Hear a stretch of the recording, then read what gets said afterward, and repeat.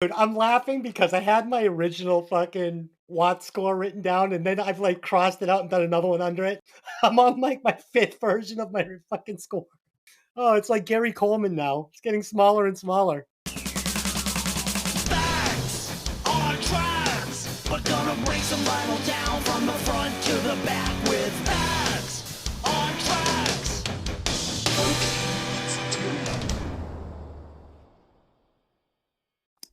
Welcome to Breaking Vinyl. I'm your host, Dez, aka Johnny Fever. And as always, I'm joined by my two co hosts. First up, making the ultimate sacrifice, coming from an unknown location while on vacation. The podcaster coming through in high fidelity, Evil Ed. What's up, Ed? What's up, Des? How you doing? All right, I'm home. Thanks for joining us today from vacation. I appreciate it. I'm sure the listeners do too. And last but not least, the podcaster playing the deep cuts, B-Side Dave. What's up, Dave? Howdy. All right. Tonight, we will be discussing Velvet Revolver's Contraband. Contraband is the debut studio album by American hard rock band Velvet Revolver. Released on June 8th, 2004, the album peaked at number 1 on the Billboard 200 and would sell 256,000 copies in its first week of release. The band lineup was Slash on lead guitar, Duff McKagan on bass and backing vocals, Matt Sorum on drums and backing vocals, alongside with Dave Kushner on rhythm guitar, and of course, the late great Scott Weiland on lead vocals. All right, I got a couple of fun facts here. Fun fact number 1, Matt Sorum said he had suggested Miles Kennedy at one point to audition for Velvet Revolver before they started working with Scott Weiland. But Miles never showed up. They thought he got cold feet and nothing ever came out of it. Fun fact number 2, the band went from being called The Project to Black Revolver, then Black Velvet Revolver, before they finally settled on Velvet Revolver. Scott said Black Revolver didn't fit as well as Velvet, and Black Velvet Revolver sounded too much like STP. Some think the name Velvet Revolver has something to do with Guns N' Roses, like how a rose is velvety and a revolver is a gun. But the band says that's just a coincidence. I'm not so sure. What do you guys think? Yeah, maybe they were trying to play on their past success, which is sort of a whole problem with this band. Yeah. Well, you also have to understand in I guess I'm not going to knock them too bad for it. It's all about making money. Any advantage you can get, do it. Oh, sure. Not like most of these guys needed any money except for maybe the rhythm guitar player. The rest of them are fucking rich as fucking chocolate. So do you guys have any facts on this before we get into it? Yeah. Dave? They reportedly tried out a lot of singers. There seems like there was a cattle call of singers. The guy from Buck Cherry, the guy from Days of the New, even Sebastian Bach. Ugh. Bunch of guys. And I had seen somewhere that they, quote, settled on Scott. Other reports say, oh, this guy came in and we knew he was the guy right away. But sometimes it seems like maybe they settled a little bit. Yeah, I don't think they settled. I mean, Scott Weiland, I'll get into it. Ed, what did you think? Anything as far as facts go? No, not really. I started digging up stuff, and honestly, my travel has been brutal. Yeah, Ed's on vacation. There wasn't many interesting stories. No, I think it wasn't as easy. I think the guy from Buck Cherry would have been fine. I like him a lot as a singer. I think he's very interesting, with his tattoos and the big fucking king card on his back. And I think he delivers some pretty good vocals.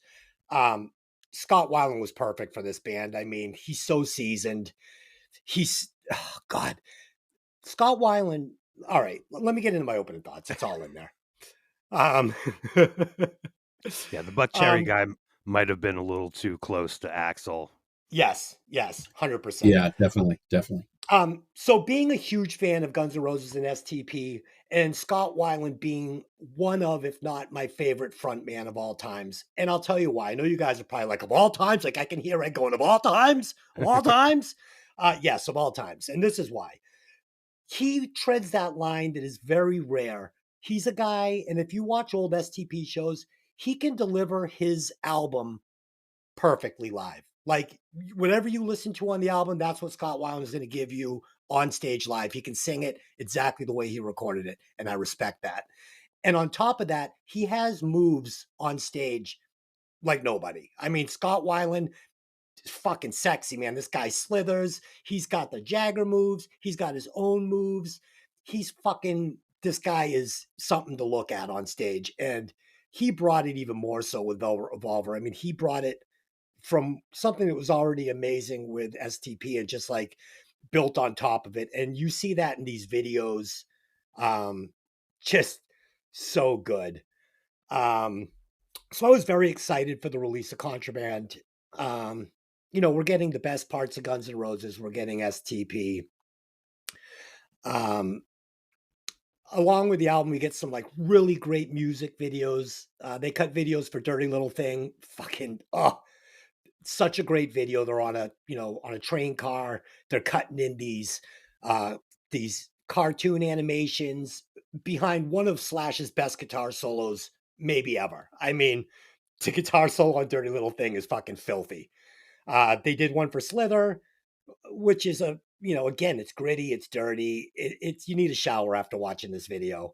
And Fall to Pieces, that could have felt very contrived. It could have felt fake, but it didn't, because that is Scott Weiland. Like this could have been like real shots. He was acting in this, but I'm sure he looked exactly like that on many occasions.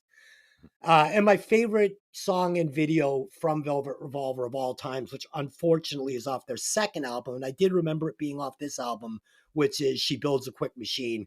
And if fucking Scott Weiland doesn't look exactly like Clint Eastwood in that video, like it almost looks like they did a deep fake on his face. That fucking video is incredible. Yeah.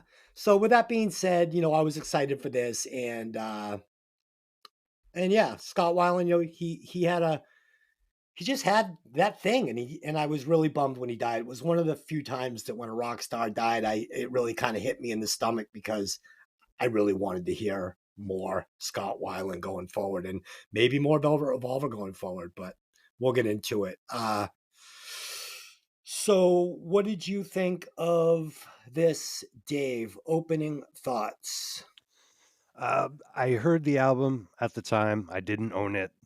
My girlfriend at the time had it, so checked it out. We were all excited to hear what these guys were going to come up with. I remember being disappointed by the album. Did, however, go to the show. They came around town in Boston. They played at Avalon on Lansdowne Street. It was packed. Sure. Went to that show. The best part was when, they pulled out some of the old songs. Right. That's cool. Good show. I mean, that's like I saw Guns N' Roses at the Orpheum, man. I'll never forget that one. Yeah. Ed, what were your opening thoughts on this? I remember when this song the album came out, and I loved it. Wait, let me ask you both something. Had you both heard this album cover to cover before preparing for the podcast? Mm-hmm. Yep. Yes. Okay. Go ahead, Ed. Sorry to interrupt. So yeah, when I first got it, I remember listening to it and being really excited. I really enjoyed it. It was something that I needed at that time, I think. With just where music was. I mean, This is what, 2002, I believe. That time frame. So I remember the band I was in and kind of the songs we were doing. And when I heard this, I was just like, oh, this is just a great breath of fresh air.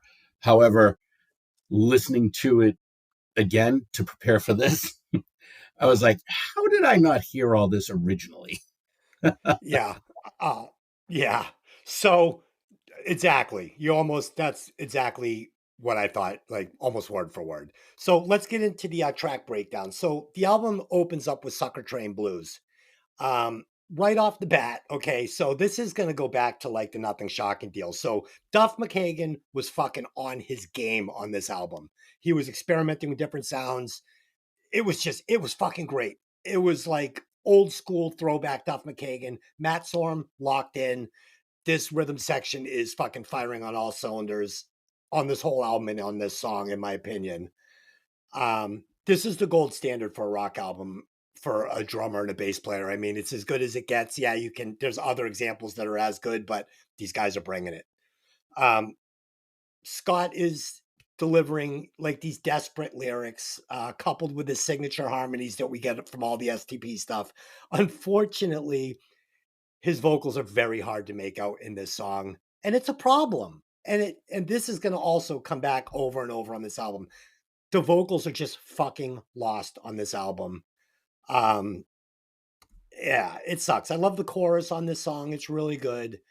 And moving on to Slash. So obviously Slash is probably one of the best guitar players of all times. I mean, he during the glam era, he reinvented Oh my God, everything. you drive me nuts. No way. It's Slash, no? You don't think Slash one of the best guitar players ever? No, not even Okay. close. We're going to have to disagree on that. We're going to have to agree to disagree. In this opening guitar solo, though, Slash gives us some uncharacteristic whammy bar, which I did not like. And I'm not a big fan of the whammy bar shit. And the solo's fine, but I prefer my Slash whammy bar free. And unlike on Appetite for Destruction, where you could hear the separation between Izzy Stradlin and Slash on their rhythms, which is what made that album so interesting. And I mean, it just really had this like kind of old school sound because it had gotten away from that heavy metal that we were listening to, where it was just this wall of guitars. And you could hear Izzy slinking and plinking over here, and you could hear Slash doing his thing over here. And then they'd run his solos up the middle, nice and fucking crisp, so you could hear every note he was playing. This was a wall of guitars, just a wall of sound that became very muddy.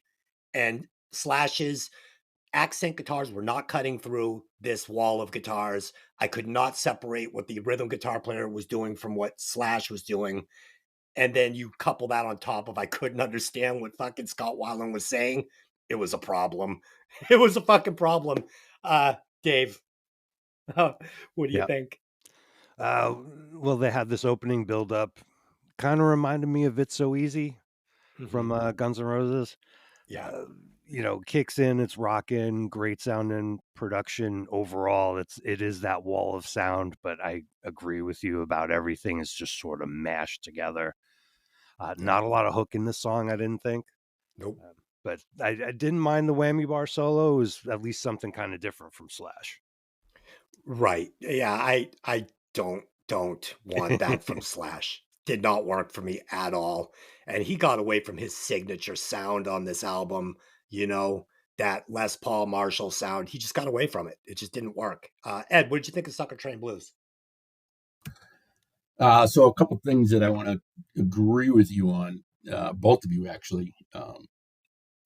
Yeah, it's a great, I think it's a great opening song for the album. I think the rhythm section is just moving, and that kind of, like you said, it's through the whole album. Yeah. I was really happy with that because it's got a real great low end vibe, and that's kind of like the appeal, I guess, for me specifically for the album in general. But like you said, Weiland's voice just gets lost. You can't understand what he's saying. And in specific to this song, way too much megaphone. Get off the damn megaphone. It's so tacky because he does it all the time. It's great here and there, not every song. That's why we do this podcast, Dave. I wrote that down too, man. It would have been fine if he had it's like Jane's Addiction, Nothing Shocking. It's like, okay, it's a spice in the soup. You have put too much fucking cumin in the soup. I don't like it. Go ahead. Totally Go ahead, Ed. But overall, I liked the guitar solo. Okay. I actually, what I liked about Slash's playing through this whole album, well, not the whole album, but for most of the album, was that he was a little bit different in his style, I think, where he wasn't as choppy. I was never a huge Slash fan. I think his guitar playing always just feels like he's behind the beat a little bit, and that just I don't know, it gets under my skin. But with this song, I do like the big full chorus, even though you can't specifically understand the words real clearly.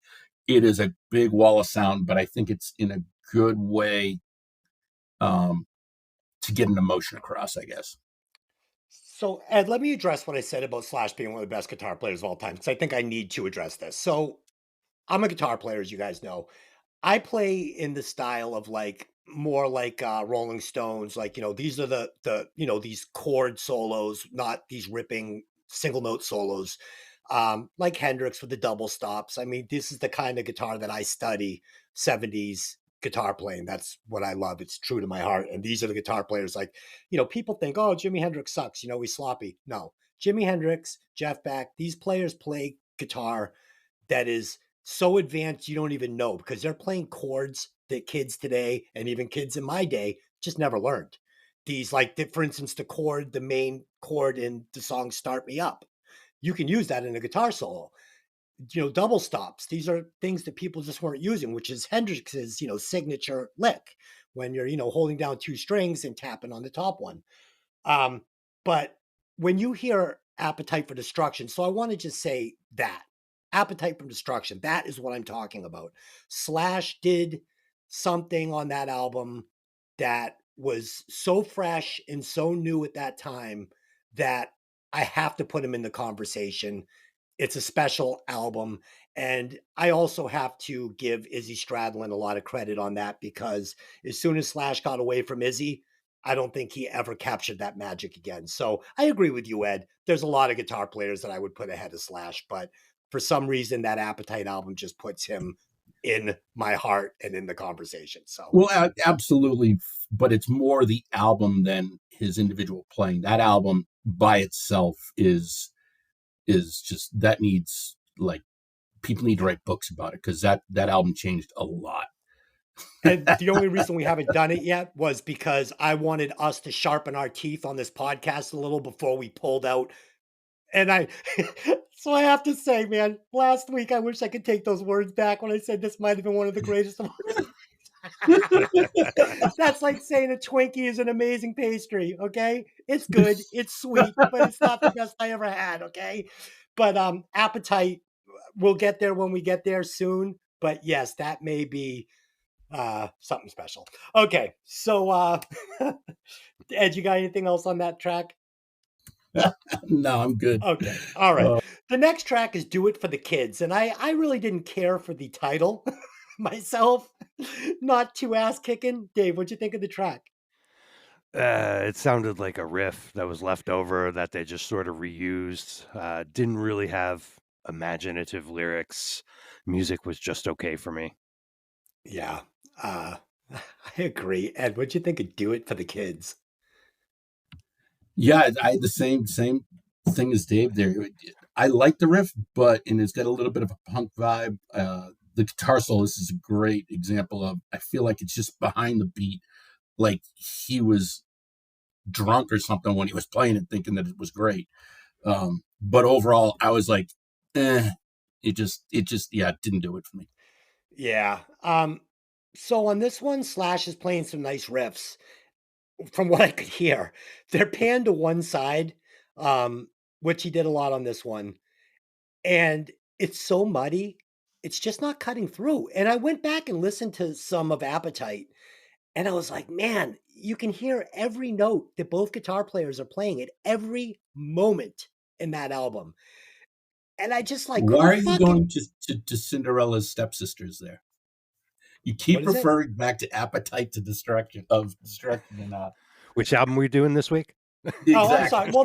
Well, because it's Slash. So I had a standard in my mind. I remembered this being Slash's best record. I remembered him playing like, this is where he had like matured, and this was where he was going to give me like his best material. And I remembered it that way, and it really wasn't. And I was thinking, who produced this album, Prince? Vocally on this song, there's some nice melody changes. Again, though, they're just, it's you can't hear it. The chorus is underwhelming, and the hook should be easier to hear, and they're not. So with it being anorexic for hooks and then not being able to hear them, I didn't like this song. Um, yeah. So the next tune up is Big Machine. Um, Ed, what'd you think on this one? This is a great Stone Temple Pilots song. Yeah. Honestly, though, monster music for the song. I think it really just moves. But it literally sounds like the DeLeo brothers wrote this. There's a Um, couple on this album. yeah, I continually wrote DeLeo. For this song, though, I think the music is the hook. I really just I enjoyed the music in the song. The guitar overdub in the background, the tracks I thought were really well done. So kudos to the rhythm guitar player in that. I'm assuming it was him because it's hard to hear, but hearing it on different systems, you pick up different tones and stuff. And I was like, wow, I didn't really notice that. And it kind of added so much flavor, I think, to the song musically, in my opinion. Ed, I'm glad you said that because I listened to this album 3 times for this podcast. I listened to it the first time, just kind of sitting having coffee one morning with my JBL headphones on. I was like, fuck, man, I can't hear anything. I'm like, this sucks. I can't hear what Scott Weiland's saying at all. Guitars are all, I mean, maybe the headphones are just too hot. So I tried some earbuds and it just got worse. So then I said, let me take it to my car. So I was driving to work. I was working about an hour from here and I put it on. I got a nice stereo in my car.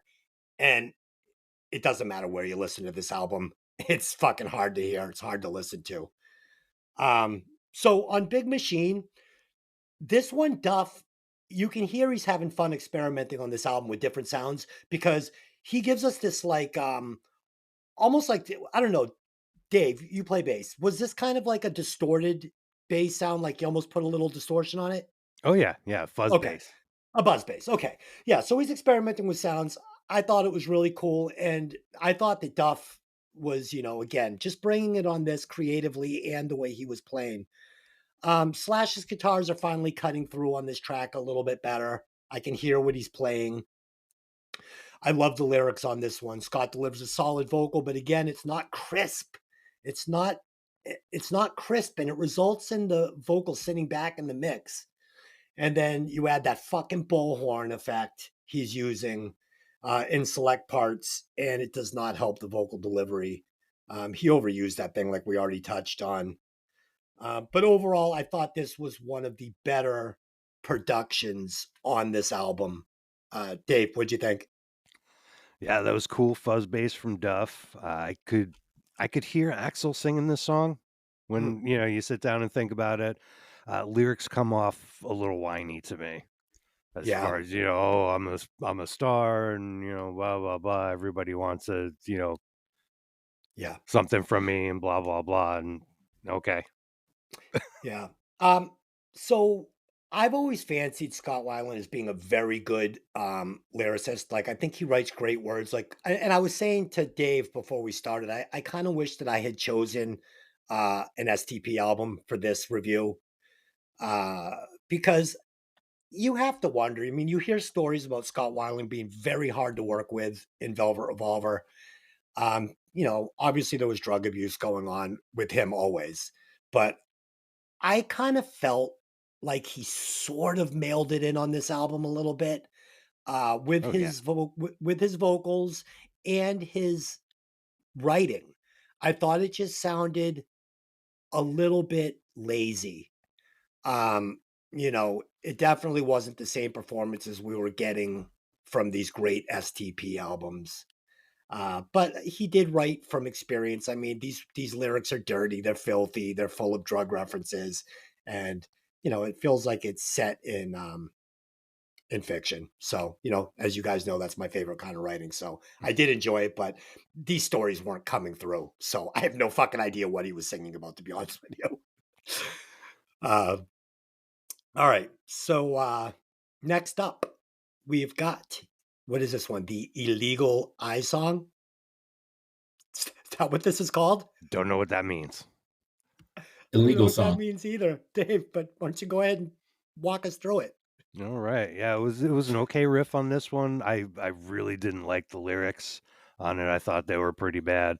Uh, like what you were saying, it almost seems like he wrote the lyrics to this album when, he was in the cab on the way Mm, to the recording studio or something, in totally. in the 10-minute ride from the hotel. The Uh, whole album. oh yeah. Yeah, they really sort of beat the riff, this song to death. It doesn't go anywhere, but eh, meh. Yeah, I agree. Fucking Yeah. Ed, what did you think of the Illegal Eye song? They had some strange fucking titles, didn't they? Oh yeah. I Not in a actually good like way. the song. I actually Okay. like the song. I think the verse has a Jane's Addiction feel. Yeah. Um, Yeah. the chorus is my favorite part. I think the music, the rhythm, the vocal, the melody are all fantastic the way they work together. Again, not a fan of the lyrics in this one, but the bridge I think is just atrocious in this song. I really did not like everything. I'm like, okay, cool, cool, cool. And I'm like, oh, really? You thought that flowed? Oh, just no, no. Yeah. Uh, Dude, I'm so glad you said that about the Jane's Addiction thing because I noticed immediately as soon as this song started, like the moment the music started, the production just sounded different on this song. And when I say production, I mean the sound of every single instrument, from the drum track to the bass to the guitars to violin. It just sounded different. It didn't sound like it belonged on this album. I Totally. don't know if that's a good thing or a bad thing. I mean, I didn't think it sounded great, but it didn't have that wall of fucking noise. Um, and the verse also sounded stylistically different. Like you said, like it could have been off Jane's Addiction. It just sounded different. But then the chorus slipped back into the feel of the album and it didn't fit the verse. So, like you said, these parts just didn't intersect well. This song felt janky to me for sure. Yeah, So like Dave yeah, said, it was kind of almost like a put together song. It's like, here's a bunch of individual pieces. Let's put them together and we'll call it a song. yeah, it wasn't great. So it's track 5 on this album, Spectacle. Dave, what did you think? I tell you quickly, Spectacle, I did like the idea. I mean, we've all been around someone that's just a spectacle, Sure. out at a bar or whatever, and you're like, oh fuck. I mean, usually that was me. But yeah, go ahead, Ed. Spectacle, I'm not a fan of this song at all. I thought it was a big, giant turd. Yeah. Um, the chord progression, just nothing about it was good to me. I kept listening to the song thinking, trying to find something that I enjoyed in it. And I just thought that this song was just total garbage. Oh God. All right. Yeah. So this song was almost impossible to listen to for me because you can't make out anything. You can't make out the story, the poor vocal production. Scott Weiland does this thing where he'll sing the vocal and then he'll have the return vocal come back at him, like this little hook that comes back. So we'll call that the return vocal on this. The return vocal, why even bother having it? It was like he was singing it into the bottom of a Pepsi can at the bottom of an ocean. It didn't exist. I'm like straining to hear what he's saying. You do that because it's a hook. You do that because it's clever and it sounds great. And you want people to be like, yeah, no, it was fucking so bad. Um, you can't make out anything on this. I did like the chorus melody on this though, just the melody, not necessarily what he was singing or anything, but I thought that was all right. And on this one, I did notice again that the rhythm section, Duff and Matt, they shine through on this, and they're just kicking ass. It's brutally good. But this track was a filler in an album full of fillers. So, Dave, what you think of Spectacle? Yeah, the instruments sound okay. It's a good riff I liked. Uh, by this point in the album, we're at track 5. My ears are tired. Yes. From it's an ear beating just from the production of this album and the Yeah. wall of sound. They really could have done something to sort of pull that back a little bit and not mash everything just up, so Y- loud. Yeah, And like they could have panned some shit left and right and taken some fucking distortion and effect off it. Like, oh give my yeah, ears a yeah, break, man. yeah. I didn't like the lyrics. It was a good Slash solo. Also picked up. He's doing a lot of repeating of his lyrics and repeating verses. Ugh. That started to bother me here too. Yeah, as you guys know, I hate the fucking second verse, same as the first, a little bit louder, a little bit worse. Yep. But I will say, I didn't notice it because I couldn't hear what he was saying. So the shitty production actually worked in his favor here because I think you would have realized that he did this entire album with about 30 words. Oh yeah, Uh, so next track is Fall to Pieces. This is a beautiful song. This track feels kind of like a modern day version of Sweet Child of Mine, a little bit. Like, don't, it's not exactly, but I Totally, mean, totally. yeah, but this hook guitar solo that he comes up with, this it's fucking genius. You hear it once and you're just like, okay, I want to hear this 1,000 times. Just like it's the same fucking thing. It's just some notes moved around.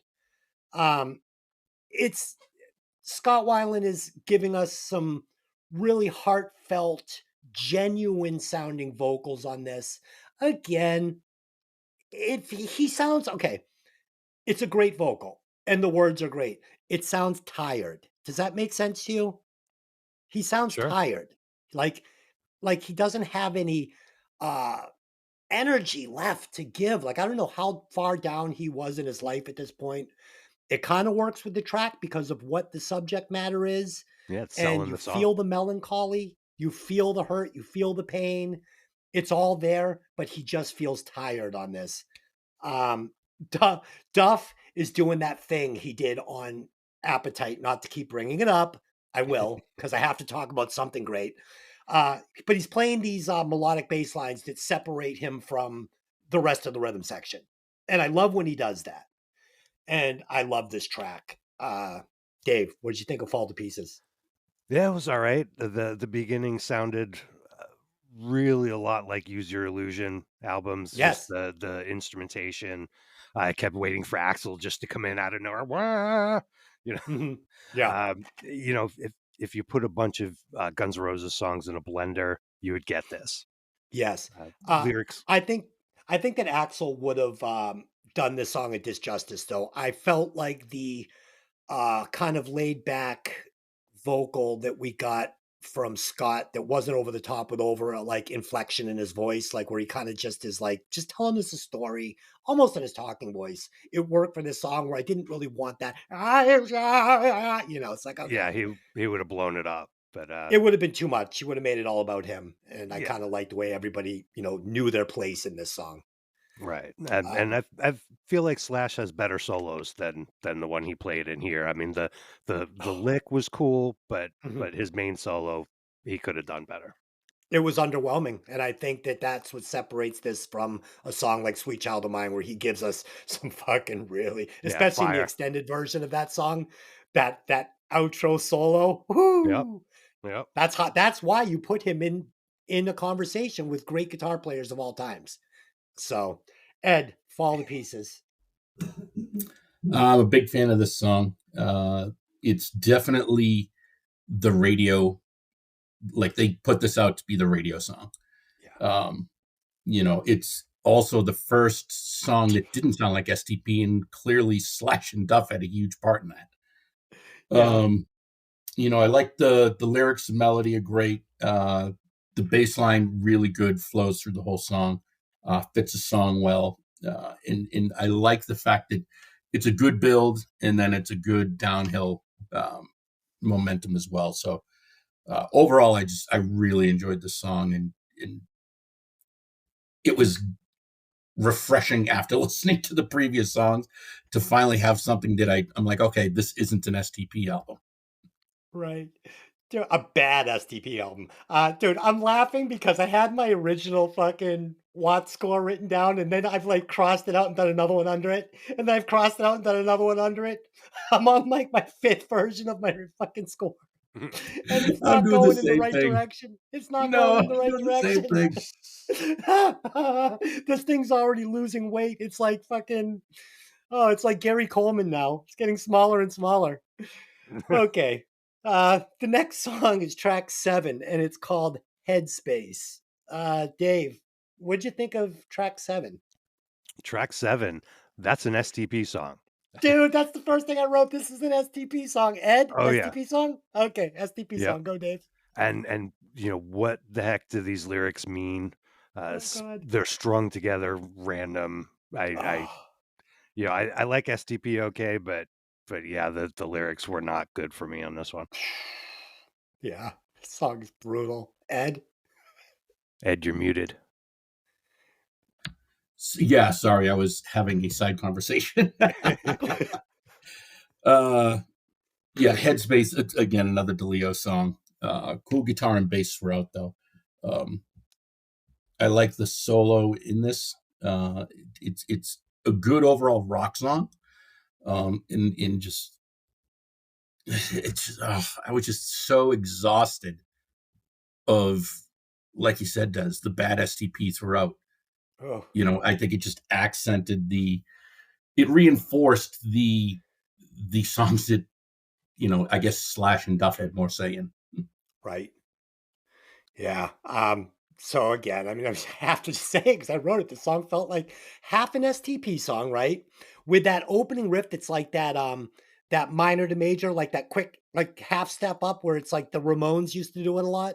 So it's got this weird little Ramones riff with this STP song shoehorned in with the Little Velvet Revolver chorus, and it had no hook. It was fucking forgettable. The song was so forgettable. I was just like, okay, not fun. Um, so the next song is Superhuman, track 8 on this. And it's been a while since we said anything good. So Ed, what did you think of Superhuman? We Dave, lost him. what did you think of Superhuman? All right. Yuck. I did not like this one. The lick would kind of bothered me. I didn't think it was good. And I feel like you get all the yahoos for the chorus, woo, cocaine and alcohol, Oh yeah. and it's just, Yeah. come on, are we writing a Buck Cherry song? Oh, dude, exactly. It was cocaine Buck Cherry, Yeah. but not good. Cocaine, alcohol, rehab. It's like this is what I don't like in a lot of it sounded contrived. It sounded forced. Like, oh, we do drugs, sex, drugs, rock and roll. I'm like, all right, whatever. Right. Too much. Yeah. Um, If you got to talk about it, you're not really doing Exactly. it. But the problem was they were really doing it. Well, maybe not Slash and the rest of the band at this time. I know they had all cleaned themselves up. And but I think Scott was still doing enough for everybody. And it was so obvious and they didn't need to write about it. Oh Um, yeah. but they had just run out of shit to talk about at this point. Um, we do get some really cool guitar melodies on this song though. And we do get some thick layers of vocals on this song. Not necessarily great, but at least they were trying. Ed, your mic seems to be off. There Yeah, we no, go. it's no. Okay. My computer froze up. Sorry. Okay, it's all right. We're professionals. We got through it effortlessly. Yeah, Um, so Superhuman. Uh, you know what? The verse I thought had a very Bowie vibe. Like I could just, I don't know if it was the melody or the music. I heard it and I'm like, oh, you know what? This beat, like I can hear Bowie doing this little section of this song. Dave, Um, Ed, I don't think we should say David Bowie on this in particular podcast ever. I think that's a mistake. oh, I love David Not Bowie. use his name in No, vain. I love David Bowie too. I'm saying we Oh, for shouldn't this be song, yeah, yeah. we shouldn't be Well, no, I'm just sullying saying, his name in this yeah, yeah. podcast. No, I get it. I get it. Okay, any David Bowie anywhere on this album. Anyway. Yeah, yeah. I think the second guitar track on this song is really interesting. Again, I wish that had more oomph behind it in more volume so Mhm. you could kind of hear it better. I think it would have probably improved it. Yeah. I think Duff's bass tone is epic on this song. It is Fucking epic. super deep, super fat. It's like, it's like a giant set of balls where he's like, go ahead, tell me I'm not better than you. listen to this That's what she friggin' said. wall of sound. Yeah, exactly, right? Super deep, Um, super fat. but that's really kind of the only positives that I had. Yeah, yeah. It was fucking bad. So we're grinding through this album though. Uh, oh man, this score. Hang on. There we go. Lost another Okay. point. Yeah, You keep absolutely. kind Oh, of minus signs. it's losing two at a time. Okay. Set me free. Oh, I'm gonna write myself up for last week. Like, hey, next week we're doing Velvet Revolver. Maybe best album of all time. Okay. Set me free. Track 9. I will take this one. I love the verse on this one because Scott is just singing over Duff in the beginning of this song. So we're just getting the vocal track over the drums and the bass, right? You can hear him. Like I can hear him singing finally. The problem is once the wall of guitars kicks in, it's over. Fucking Scott is swallowed up again, and the song is back to this just fucking muddy mess. Um, I really like the hook in the guitar riff in this one. I thought it was good, but I mean it's just not a lot to talk about. It's just I mean, that's what I got. Ed, you got something more? Yeah, I think this song, I really like this song. I think it's fat. I think it's thick. I think the music is totally stank on it. Mhm. It takes you for a ride, the music. I think it's a Yeah. perfect mix of GNR and STP. It's like I thought musically, this was a good meld of the two bands. The solo isn't huge, but I think it fits the song perfectly. Like Mhm. I got done listening to it, and I'm like, you know what? This is my preference for guitar solos. I don't need flashy. I don't need big. I don't need in your face. I need something that fits the song, and I think this just really fits the song well. And then I really enjoyed the solo at the end as well. It just overall, I really like the song. It's one of my preferred listens on this album. Yeah, I mean, like I said, I thought it was refreshing to hear Scott singing over that bass, but once everything kicked in, it got muddy again. But I agree with you. I liked the riff a lot. It caught your ear, it dragged you in. Dave, what'd you think of Set Me Free? Dave, You're muted. you're muted. All right, sorry about that. That's okay. You sounded like Scott Weiland. Ah. Couldn't hear you. So yeah, this one was one of their bigger songs. Was an earlier mix that they had on the Hulk soundtrack for the Hulk movie. It was okay, it's kind of basic, but it's a nice big chorus, so it was pretty good. Okay. Track 10 on this fucking lug of an album is called You Got No Right. Dave, what do you think of You Got No Right? It was a nice break from Yeah, the wall of sound, from the getting bashed over the head by volume and the compression and everything like that. bingo. Stylistically, it was a nice change. The lyrics were a little more put together and cohesive in this one for me. Not perfect, but nice contrast to the other songs. The guitar solo, Slash being Slash, it was good. Yeah, I agree. Ed, what you think of You Got No Right? I really like the song, just like you guys. I think sounds like it was written for a soundtrack almost.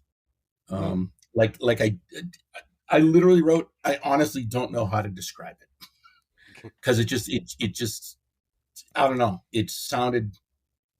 I like the song. It just didn't fit. I think not as bad as a song we're gonna talk about later. But yeah, that's it was just a good average song. I liked it. Well, I do know how to describe this song. This song is an STP song. It's a good STP song, finally. Um, you know, finally, these vocals are mixed right up front. You can hear the whole thing. We can hear all the lyrics, and I love them, especially the chorus. And for the first time on this album, we can actually make out that hook return vocal that he's singing back to us, and it worked. And Slash, like you guys said, Slash delivers one of my favorite solos on this album, and it's very reminiscent of the work he did on Use Your Illusion. Would you guys agree with that? Yeah, yeah. Yeah, Bends and yeah, everything Had like that that. kind of super polished sound that he was getting on that album. It definitely wasn't the gritty sound that we got on Appetite, but it definitely had that great Use Your Illusion sound that he got, which I thought was pretty cool. Um, so track 11 on this album is Slither. And Ed, what did you think of Slither? This was one of their hits. yeah. It was. I remember when this came out on the radio, and I just thought it's a monster tune. It's got a great groove. I love the halftime parts. I think it really adds depth to the song. The breakdown at the solo and guitar solo are perfect for the song. It almost seems like they had an idea, but finally released the overall put together to a producer who knew what he was doing. Yeah, right? Because it's a great tune in my opinion. Really, just I hear it and I'm like, okay, let's hit the gas. Let's start going faster. Let's get moving. Yeah. Yeah. No, I agree. I thought this is one of the better, stronger songs on the album.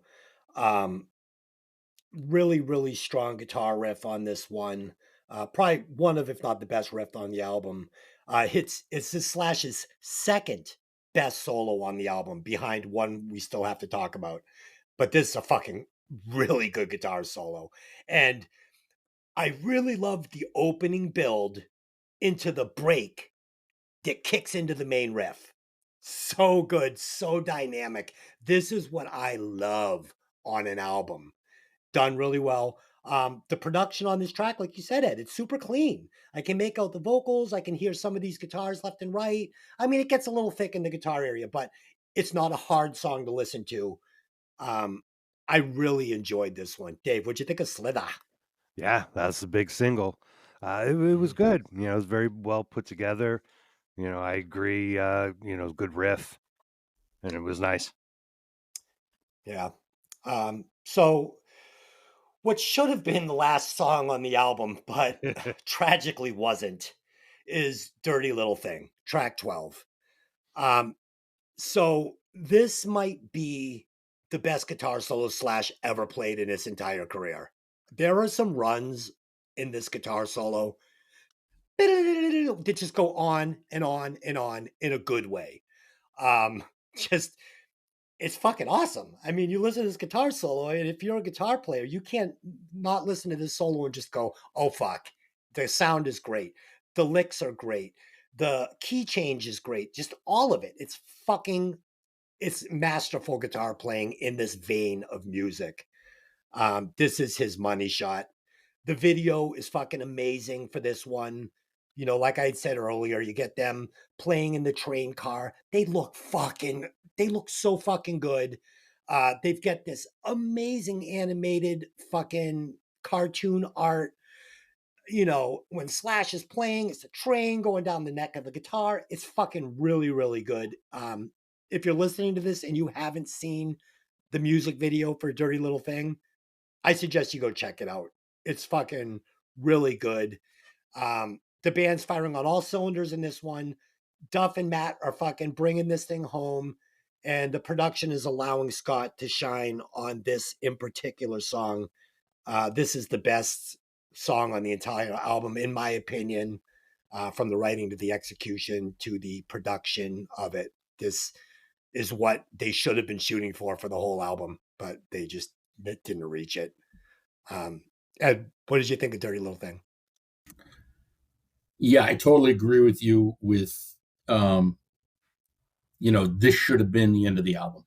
Yeah. It would have been two great songs to end the album to kind of give it some redemption. Because you always remember what you hear last. Yeah. You know, um, great dynamics in the song. I think it's a kick-ass tune. I hear the song and it makes me want to play. It makes me want to get up, find whatever instrument I can find, and just start playing it. I think the song is smooth. Each part of the song transitions so perfectly into the next that it was really just great to listen to. It had everything that most of the other songs didn't have. Where and it's smooth that the transition between the intro to the verse to the pre-chorus, the chorus, the bridge, everything blended well. It wasn't just okay riff, then let's change to a different riff. But really, what there's this little keyboard part that's just a little that's in the background that I think I'm like, okay, this is great. It's a perfect little filler that eats up dead space without making it muddy or overpowering. And I really love this song. Great song. Dude, it was a little seasoning in the soup of this album that had been missing the whole time. It's like putting a little lime on a taco. Like, I need that fucking citrus. I need that bite in the back of my ear. Like, please, please give me some fucking lime. Dave, what'd you think of Dirty Little Thing? Yeah, I felt like it was another blender song. Like let's take some old songs, old riffs, and throw them in a blender, mix them up, and here's what you get. I liked Slash's solo; was very impressive. I thought it was a little noodling. It was. I thought it was a little too much. Like he could have put a little more space in there, but it was impressive. Dave, I agree it was noodling, but I'm going to say this. Unlike Dave Navarro on Nothing Shocking, which was like he was noodling the fuck out of that album, this did sound like he mapped it out. Okay. So it didn't sound like a jam. Though it was very noodly, it sounds like a solo that he could recreate note for note every time he played it. He meant it. Yeah. So that was kind of my thought on that solo, but I did agree it was a little busy and it was a little noodling, but Sure. with a roadmap, so it worked for me. All right. Any other thoughts on that one? That was it. Okay. So, oh God, here we go. Is loving the alien? Is that what this is called? Is loving the alien? Yep. Why? That's it. Huh? The fuck did they call it that for? Maybe they were on acid. Oh fuck! All right, Dave. What did you think about Is Loving the Alien? It was okay. It was just okay, just like the rest of this album.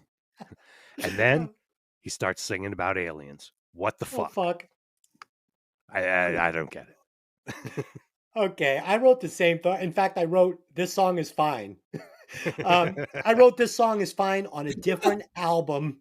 This song is fine on a different album as a filler, and it was a huge mistake to make this the last thing you hear on this album after fucking getting, like Ed said, these two bangers that might have tricked you into forgetting what you heard before it.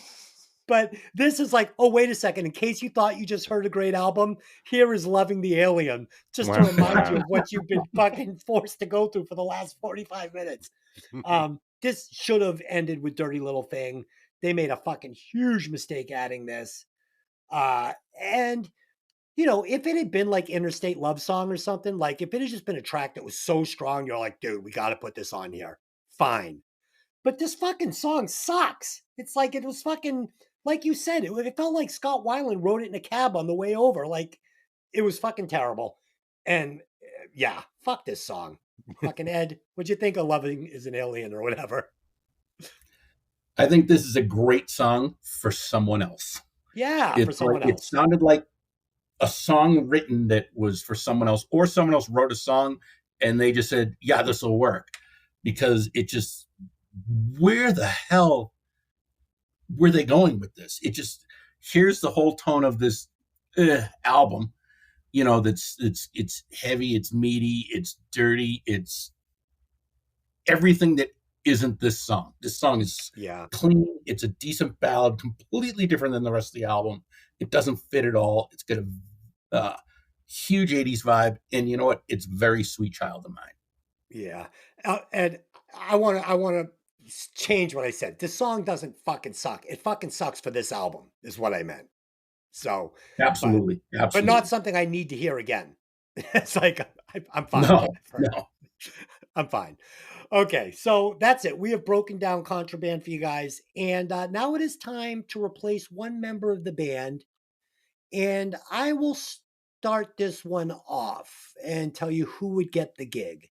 So if I had to replace one member, I would replace David Kushner on rhythm guitar with one. You guys know who I'm going to say, right?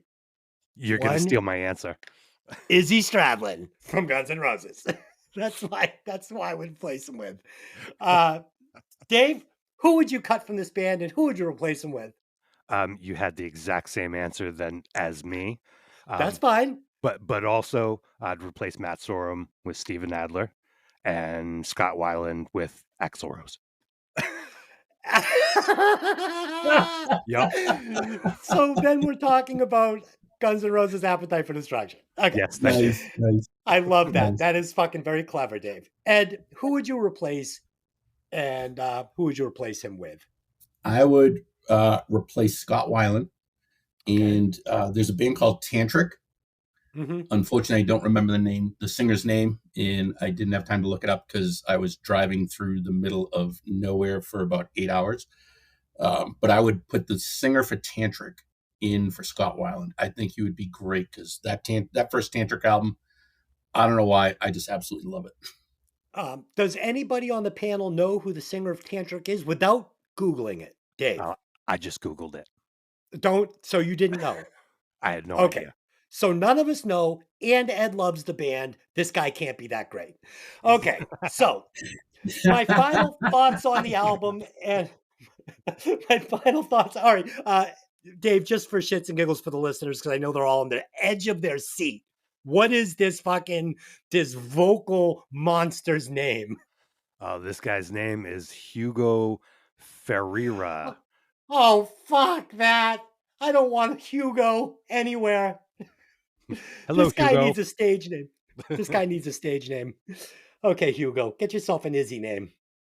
All right. My final thoughts on the album and my Watt score. Okay. So I did remember this album being a lot stronger than it was. But with that being said, this album is full of great performances from amazing musicians, more Matt Sorum and Duff McKagan than anybody. Slash definitely puts his fingerprints on it here and there in a good way, but also in a bad way, with these walls of guitars that just crush this album. Um, the highs on this album, like the highest high points, like these last two songs, they're fire. Fucking, it's great. It's great rock and roll. The low points are pretty low. It's got a pretty low floor on it. The problem was the production. The problem was some lazy songwriting, some out of gas vocal performances. Huge problem was separation on these guitars. You know, like Dave said, this album beats your ears up after just listening to this wall of sound, just going on, kind of like my opening and ending thoughts. It's tough. I remembered She Makes a Quick Machine being on this album, and it wasn't. And this album really needed a lot more hits on it to be considered a great album, not to mention an elite album. So I do want to apologize for the listeners for building this up as one of the greatest albums of all time, because it's fucking not. Originally, I had the Watt score at, I'm embarrassed to say it, I had it at 86 watts, right? But that's why we talk about it. That's why we break it down. And I settled on, after we talked about it, 73.5 watts. And it's getting that score because Matt and Duff are great, and Slash did put out some great solos. And there were a couple of moments on this album, like Fall to Pieces, Slither, and the final cut there, that I thought were very, very strong. So 73.5, that's my Watt score. And Dave, what are your final thoughts and your Watt score on Contraband? All right, you got to remember with this album at this time, there wasn't a lot of big rock bands happening. Guns N' Roses was broken up. It didn't look like they were ever going to get back together, but we know later they did. But this was a band with three former GNR guys. They're all talented on their own, of course, but it was sort of a next best thing situation. I feel like this rhythm guitar guy sort of got the short end of the stick. I have no idea who he is. Nobody else does. Oh. But he did not really get his due or to to get some spotlight on there. Just Slash is outshining this guy, and he's sort of there for what? Who knows? Right. The album, it sounds fine, so average for the performance and songwriting overall. Very generic. That was kind of my issue. Is so generic. They all skated on their previous reputation, their previous work. If they were nobodies, nobody would have given a shit about this album. Right. And my score is 44. Oh, God. I Wow. love that. So did that beat your score from Nothing Shocking? I don't remember, Dave. I think it's slightly higher. Oh, it is. That's right, because you had 37 cocks sucked at the same time. Okay. Ed, what is your final thought on the album, and what is your Watt score? I agree with Dave. It's the music that was out there. This album was just great timing, I think, because I liked it so much better when I first heard it. And after not hearing it for a long time and re-listening to it with, I guess, a fresh set of ears, yeah, it sounded like it was a bunch of leftover tunes and just put together as, hey, let's see what happens. Maybe we'll get lucky and, lightning will strike, which it did at the time for this album. Just, it didn't hold up to how I remembered it. And it kind of disappointed. It did disappoint. It actually disappointed me to the point where I'm like, you know what, maybe I'll pull a couple tunes and throw it in a shuffle mix somewhere. But other than that, what I remembered as a great album is nothing close to what I remember. So yeah, unfortunately, didn't do it for me. I didn't give it a horrible Watt score because it does have some good songs on it that I do appreciate, and I think anyone that can, if anyone can write a song that makes someone feel something, it's worth something. So my Watt score for this album is 68.32. 3-2. I love it. So guys, am I a score whore? Am I fucking scoring too high? Oh shit. Well, actually, me and Ed, we're pretty close on this one. Okay, so We are. Ed, we're gonna need you to calculate the score. Can you do this while on vacation in an undisclosed location in the continental US? Tick, tick, tick, tick, tick, tick, tick, tick, tick. Okay. All right. Wait. So with my Watt score of 73.5, Dave's Watt score of 44.0, and Ed's very specific Watt score of 68.32. Ed, what does that come out to for Velvet Revolver's Contraband? That comes out to a total Watt score of 61.94. Ouch! 61.94 watts. And Dave, I gave you the toughest job, Dave, because you have to keep this fucking list. So, Dave, where does 61.94 watts land Contraband on the Breaking Vinyl music charts? That will put it at the new number 3, just below Shout at the Devil at 80, and just above Jane's Addiction's Nothing Shocking at 55.666. Number 3. Guys, let me ask you something. Do you really think that this album is better than Nothing Shocking? Yes. Not really, but I like it better. Oh God, fuck. That's I poor Nothing Shocking. This album is getting a fucking bad rap. Okay. Dave, as you do have the next pick, what is the album that we will be discussing next week? All right. Are we all here next week? I'm here every week because I have no life. I will be here as well. Yes. Okay.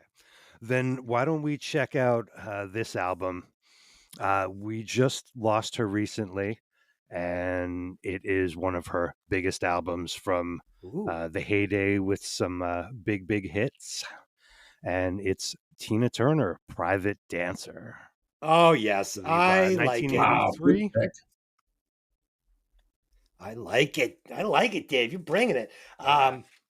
Yeah, you gave me a little hint last night that you might be picking this album. I was excited when I saw Tina Turner in the text. I was not excited when I saw the Village People.